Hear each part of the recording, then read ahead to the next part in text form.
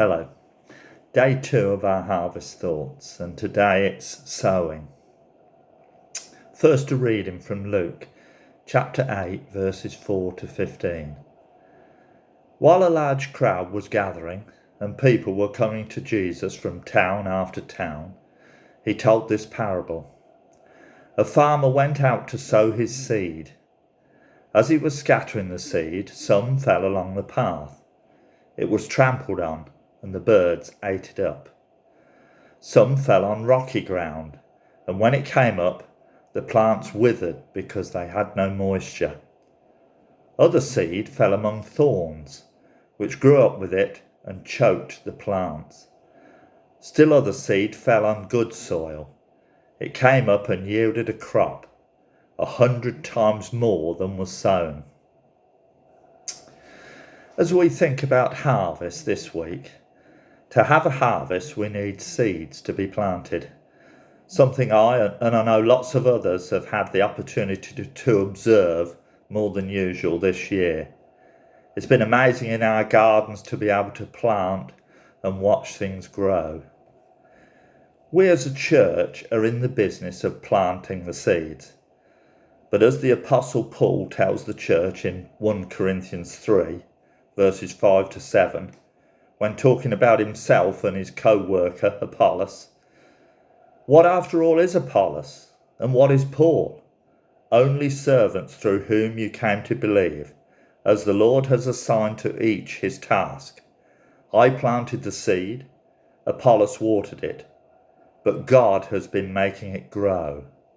So neither the one who plants nor the one who waters is anything, but only God who makes things grow. And in verse 9 says, For we are fellow workers in God's service. You are God's field, God's building. We can plant the seeds, but it's God who makes it grow. In order for those seeds to germinate, they need to be nurtured and watered. Just like our gardens, we all play a part. Paul began the work in those early churches, but then he was aided by lots of different people using their gifts and talents to play their part, whilst also further on in chapter 16, sounding a note of caution to remind them to make sure the foundations are solid and grounded in Jesus, but prompting them to realise that they don't do it in their own strength when he asks them the question, don't you know that you yourselves are God's temple and that God's Spirit lives among you? It's the same for us today. It's good that we're starting to go back to church in a limited way, but I know that many people are anxious about going. Some estimates say it could be over a year before things get back to some kind of normality. And as we've spent all these months away from our churches, we can, if we're not careful, begin to go our own way and, I suppose, go a bit off beam, very much as Paul found in some of those early churches. It's so important that we stay in contact with each other. We have our thoughts for the day, a house group and other Zoom meetings, and we also need to make sure that those not on email are kept in the loop. We do this not only to feel part of something bigger than our house bubble, but to share our thoughts, and as Claire Pickering said the other day, to encourage one another. We need to be open and honest with each other, which isn't always easy. I spoke the other day about church hierarchy, how so often we can feel as though our opinion is not important. But it is. We all have gifts and something to give.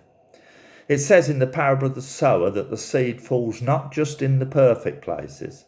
Some of it falls on stony ground or among weeds.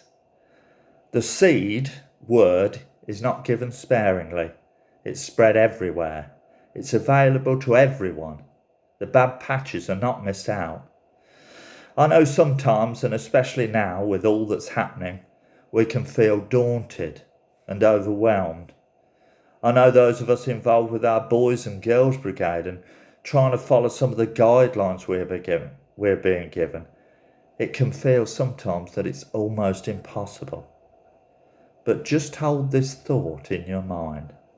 Paul emphasised how hard his helpers worked, but the outcome didn't just depend on them.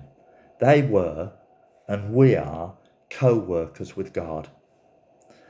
Sometimes we focus so much on what we can't do that we neglect to use what God has equipped us to do. Now Jen will lead us in prayer.